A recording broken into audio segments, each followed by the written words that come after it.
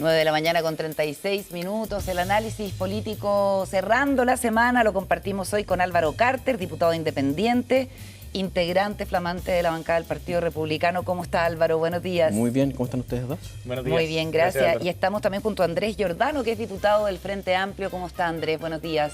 Hola, diputado, ¿qué tal? Muy buenos días, muy bien. Espero que ustedes también y que nuestros auditores también lo estén. No tienen trabajo legislativo, así es que pueden venir a conversar con nosotros, lo cual agradecemos mucho esta mañana.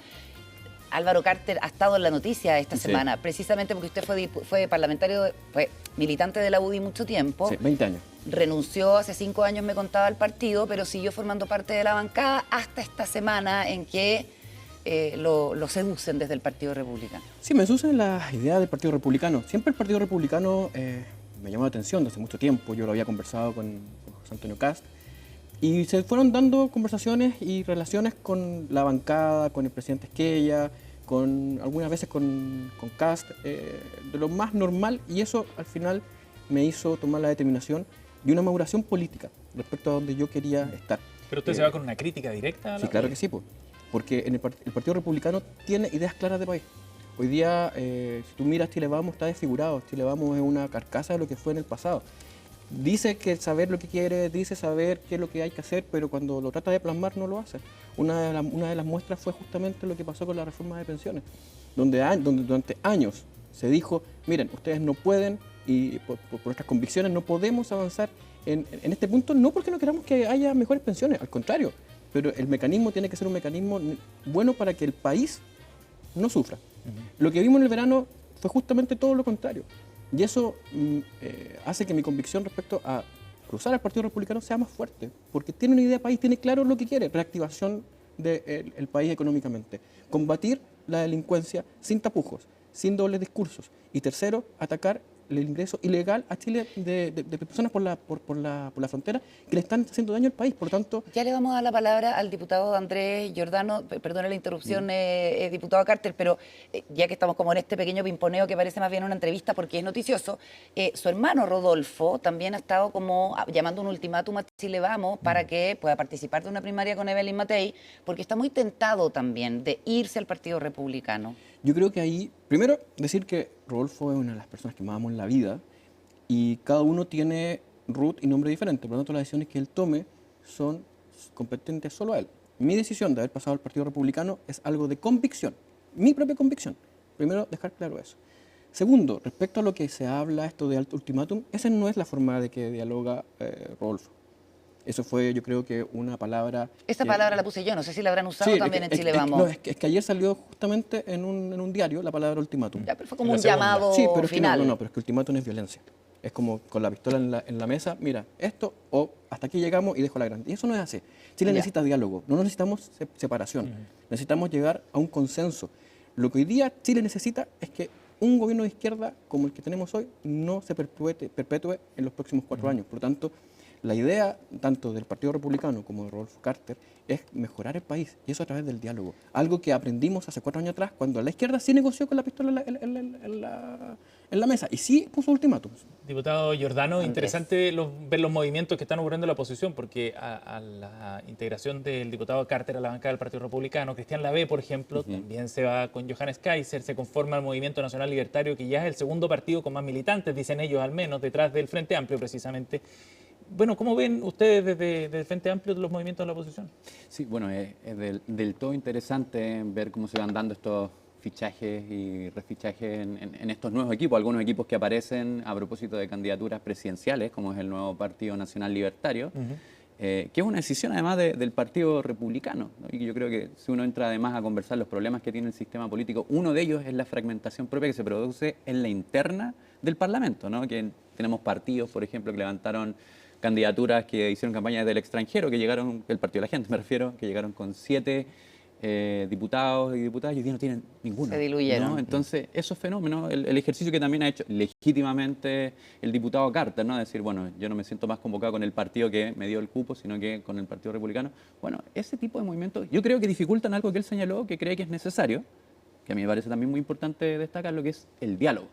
Y veo en estas dos fuerzas que en el fondo se posicionan más a la derecha de Chile Vamos una tendencia bastante a la falta de diálogo, ¿no? Como al partido al que se ha ido el diputado Carter, es un partido que se ha destacado por rechazar efectivamente tener posibilidades de acuerdo en un sinnúmero de materias. Entre eso la reforma de pensiones, que podemos discutirla más en profundidad, pero efectivamente yo creo que hoy día la ciudadanía, uno de los grandes reclamos que tiene respecto a la legitimidad, por ejemplo, de la labor parlamentaria, tiene que ver con que, bueno, los políticos no se ponen nunca de acuerdo. Y eso efectivamente no puede ser polarizando, ¿no? Creo que en ese sentido hay que hacer ciertos esfuerzos. La reforma de pensiones es, para mí, ¿no?, un sinónimo de los esfuerzos que se hicieron del oficialismo, donde habían posturas muy distintas a las que terminaron siendo parte de un acuerdo que yo no lo llamaría un gran acuerdo nacional ni transversal, sino un acuerdo parcial sobre cómo avanzar para subir las pensiones hoy día y no en 40 años más.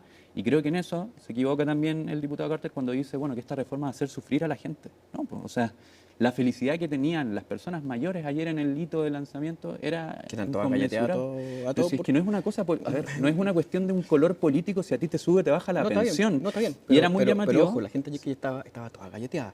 No me vengas a decir de que era gente que llegó de forma espontánea. Ahí habían Eso sería organizaciones falso. sociales, clubes de adultos mayores.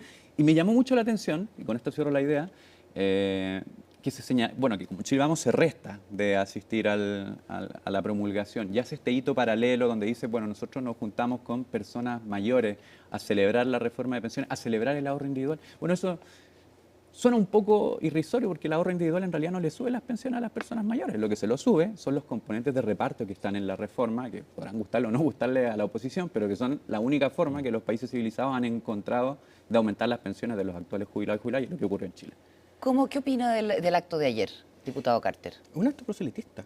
Ahí vimos a la ministra y eso es obvio.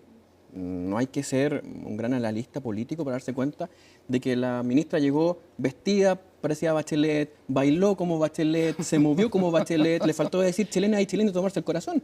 O sea, ¿de verdad creen que uno es tonto? ¿Creen que uno vive en otro mundo? No. El presidente hizo un acto completamente político, atacando a republicanos, atacando a Chile Vamos, siendo que era un momento, según lo que usted mismo dice, pues, diputado, un momento de celebración, se dedicó ¿qué? A la bajeza política. Y obviamente tratar de catapultar a la ministra Jara.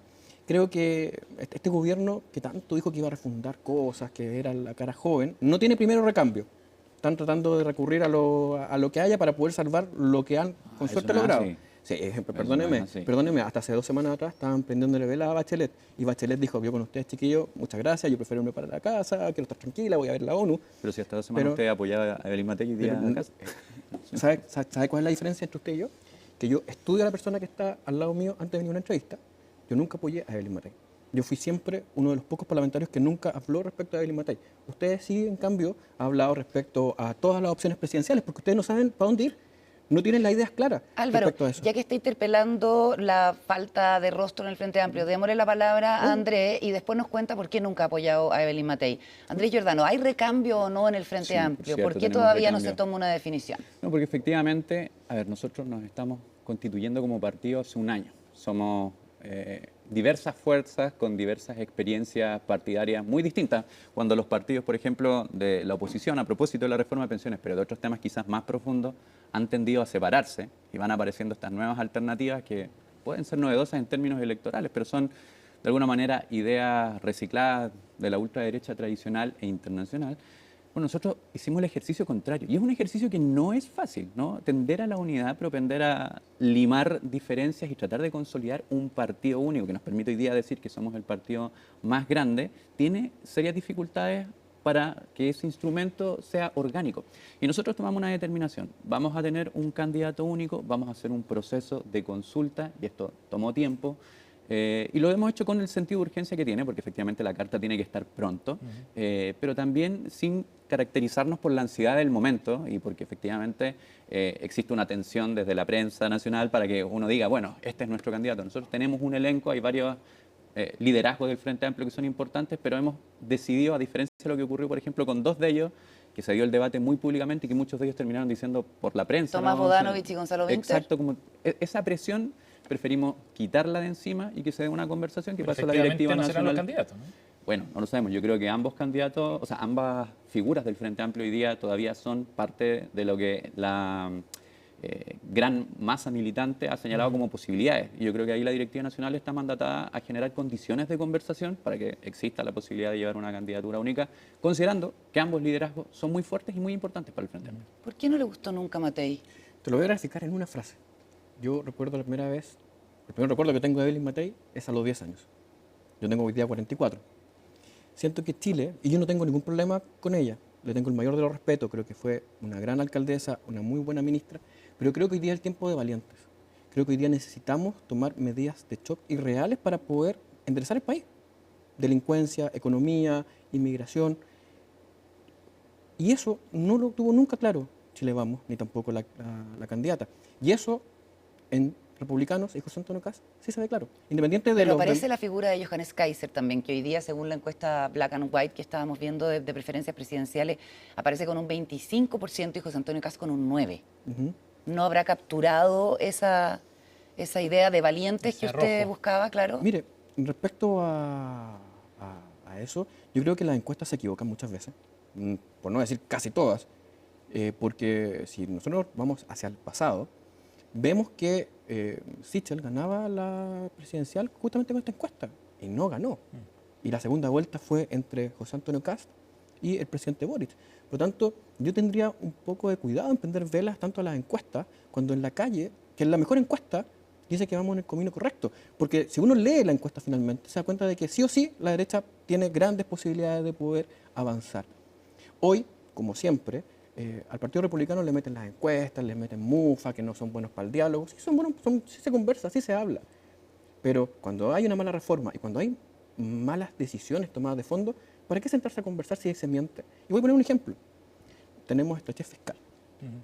Una cosa que viene repitiendo el ministro hace meses, un año, más de un año. ¿Qué es lo que hacen entre gallo y medianoche? Le compran la casa a la familia Allende.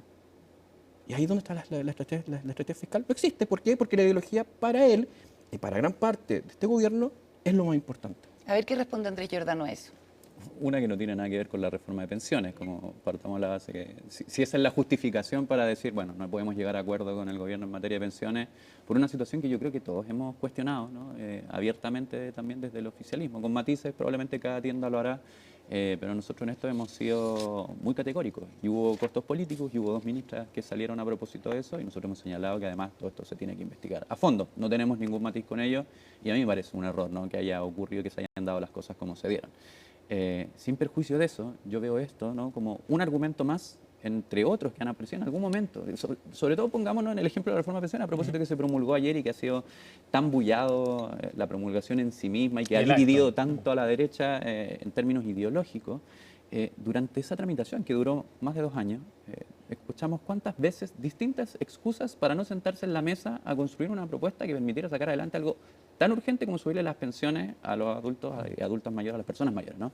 Que había que sacar un ministro. Salió el ministro Jackson en su momento. No, que habían unas acusaciones constitucionales pendientes. Se realizaron las acusaciones constitucionales. No, que había que sacar otro ministro. El ministro Ávila en su momento también salió. Siempre hubo una excusa, y particularmente de algunos partidos de Chile Vamos, entre esos la UDI. Yo recuerdo particularmente en esa época, Cristian Lavé era militante de la UDI, él era de los que decían, no, yo no voy a llegar a ningún acuerdo con el gobierno, sea lo que sea que propongan.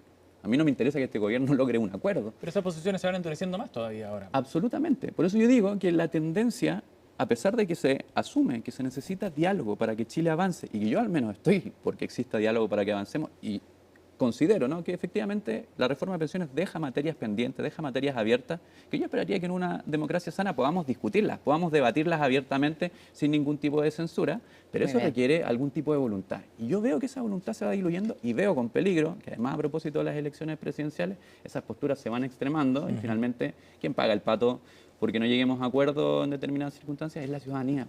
Oye, vamos a hablar a la vuelta de la pausa. Estamos con los diputados Andrés Giordano y Álvaro Carter de si van a la reelección y también de lo que va a pasar con la mesa de la Cámara de Diputados, además del debate sobre el sistema político, umbral, no umbral, ley antidíscolos, en fin. Pausa y seguimos.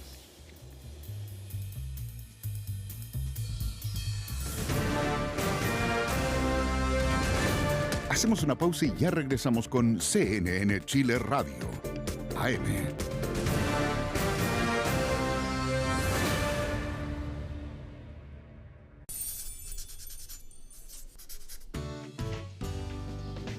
lápices por teclados y cuadernos por pantallas. Distintas formas en que lo digital ha desplazado a lo análogo. ¿Sabías que una acción tan cotidiana como la escritura a mano tiene un gran impacto en la calidad de vida? Tu cerebro es un órgano que tiene que ejercitarse y la escritura es una manera sencilla y efectiva de ponerlo a prueba. Este ejercicio mental involucra procesos complejos como la planificación motora, la memoria muscular y la coordinación visomotora, además de fortalecer la memoria a largo plazo y la agilidad mental. Un estudio de la Universidad de Noruega de Ciencia y Tecnología demostró que los patrones de conexión cerebral durante la escritura a mano son más elaborados y cruciales para la codificación de nueva información que a través de la escritura digital, que casi no representaba un cambio en la actividad del cerebro. La buena noticia es que nunca es tarde para empezar a practicar.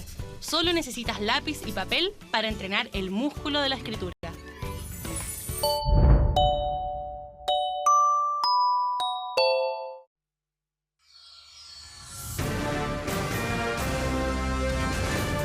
Estamos de regreso en CNN Chile Radio. AM.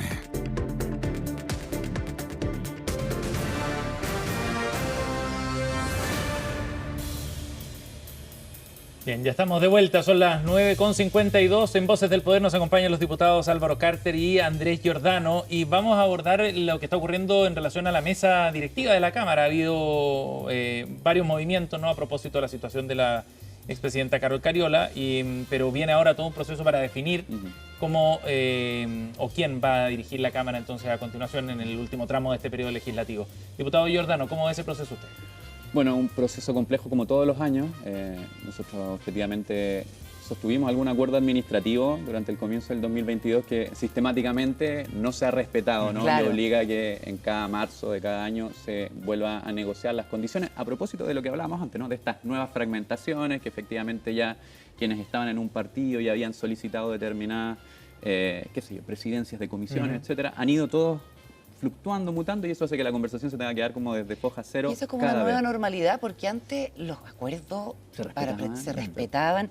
Entonces, según eso, y considerando que todo se corrió, además porque Vladimir Orsic se alargó Claro. tiempo, le tocaría al Frente Amplio presidir. Claro, Exactamente. según el cronograma le toca Sí, Frente Amplio. según el Y cronograma. las vicepresidencias, Partido Socialista y Partido Comunista, pero desde Renovación Nacional y la oposición, que es como la típica interpretación. Aquí cambió todo, así que no tenemos por qué respetar este acuerdo, hagamos uno nuevo, y sostienen que les corresponde a ellos la presidencia de la Cámara. Sí, bueno, efectivamente las conversaciones hoy día se están dando. Hemos visto diferencias numéricas, hemos visto incluso algunas acusaciones por la prensa. Yo leí ayer a la diputada Mix que señalaba que algunos parlamentarios de oposición estaban realizando ofertones, ¿no?, a propósito de tratar de que algunos parlamentarios se ausenten, porque todo esto tiene un quórum de mayoría simple, y si un parlamentario se ausenta, claro, es un voto menos. Claro. Enférmate, decía la diputada Mix. Bueno, yo no he escuchado algo de ese estilo, pero me imagino que si ese tipo de conversaciones están ocurriendo, bueno, efectivamente hay una desesperación en el sentido de que los votos son muy justos. Nuestras Sí. matemáticas apuntan a que están los votos para que el acuerdo se respete, para que el Frente Amplio presida la Cámara. ¿Y quién sería? Entiendo que Carmen Hertz sería vicepresidenta, o también tiene aspiración de presidir la... Yo diría que en este momento los nombres no están tan puestos sobre la mesa como el hecho de que se respete el acuerdo administrativo. Y ahí creo que la importancia de quienes lo hagan es que sean personas transversales, que generen cierto grado de consenso también con los sectores de centro, también con algunos sectores de oposición que se puedan ver convocados con esto. Pero creo que lo fundamental no es quién preside, sino porque lo que está hoy día en juego es la agenda de la Cámara de Diputadas y Diputados para este año. Y a nosotros nos interesa evidentemente que el presidente Boric pueda avanzar en las cuestiones que tiene comprometidas y deudas pendientes con la ciudadanía, y por eso es relevante. Diputado Carter. Está difícil. Yo creo que aquí tiene varias aristas este tema. Primero, una importancia que tiene la presidencia de la Cámara que solo le importa a la gente que está en el edificio. La gente la gente común y corriente, ustedes, los periodistas, quieren que las cosas avancen. Queremos que y el 99.9999 periódico del país quiere que se lleguen a mejores leyes, de que funcione mejor el Congreso. Y frente a eso, creo que acá debería primero aprenderse a respetar los acuerdos, sea izquierda o derecha. Hoy día la falta de diálogo que se impuso en el periodo anterior, con el Congreso anterior, hoy día ya ha llegado a un punto que es incontrolable. De conversar con una persona se rompe el acuerdo al minuto, y más encima muchos son descarados, decir, no, yo nunca tuve nada. Entonces, hoy día yo lo único que espero es que el lunes no demos este espectáculo, se pueda llegar a una mesa que sea de... El lunes se vota. El lunes se debería votar. Sí, porque más encima los plazos son extraños. O sea, por ejemplo, desde que renuncia la presidenta a que se elija la nueva mesa, pasan 45 horas. ¿Por qué no 48? ¿Por qué no 24? No, 45.4. Así como, por favor, lo estoy contando. Es muy extraño. Entonces, yo espero que el lunes podamos tener una mesa que se dedique estos últimos 10, 11 meses que quedan de gobierno a una agenda que sea pro seguridad, pro activación del país. A mí me asusta escuchar al diputado Giordano cuando dice, no, es que queremos una mesa que vea las prioridades del presidente de la República. Las prioridades del presidente de la República están en otro lado. El presidente, en cualquier parte, comprar casas de presidente, pero si usted todo el rato se ha tratado de escudar en el tema de pensiones, pero si yo lo saco de pensiones, dígame, ¿cuáles son las cosas que ha cumplido? Royalty minero, El royalty minero venía, pago cero, salario mínimo, 40 horas. El royalty minero lo encuentro totalmente todos los proyectos injusto. de seguridad más de 63. ¿Usted sabía que hay comunas que no le entregan ni uno? ¿Usted sabía eso, no? Hay comunas que el royalty minero... ¿Qué comuna? Por ejemplo, la Florida. Para el gobierno, cuando estaba el señor Crispi y estaba el señor Cataldo en la Subdere, y estaba me enrollo un poco con el cargo, pero ellos estaban a cargo de decir la lista. Sí. Sacaron a la Florida, por ejemplo. ¿Usted encuentra que la gente de la Florida es gente como Vitacura? Dígame. Claro, porque se supone que se reparten Hay una proporcionalmente los ingresos. Sí, no Se compensa a las comunas más pobres. le dieron exactamente cero. Ahora, les quiero preguntar, a propósito de la dificultad de acuerdos en el Parlamento, eso nos lleva a hablar de la reforma del sistema político. Usted, Andrés, celebraba que Álvaro haya dejado el partido con el cual llegó al cargo. Ay, no sé si lo celebraba. Pero decía como solo que dije que me parece legítimo. Que le parece legítimo, ya. Y esa Sí, es la dadas discusión. las reglas actuales ¿Es que tenemos, sí. legítimo salir elegido por un partido y luego cambiarse de partido? Porque ese es el sentido de la norma antidisco, ¿lo cierto? Donde hay bastante acuerdo de que hay que implementarla. Yo creo que sí. Yo soy un caso. Yo renuncié a la UDI hace 5 años atrás y no me cambié de partido. Yo mantuve mi militancia, pero versus una acción que hubo de la UDI hacia mí.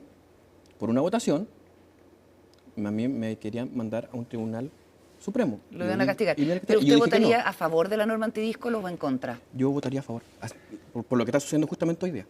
¿Qué está sucediendo? La atomización Que si existiera usted no hubiera podido haber hecho ese cambio, Bueno. lo hubieran sacado del Parlamento. Es que lo que pasa es que ahí tengo ciertos matices como está hoy día.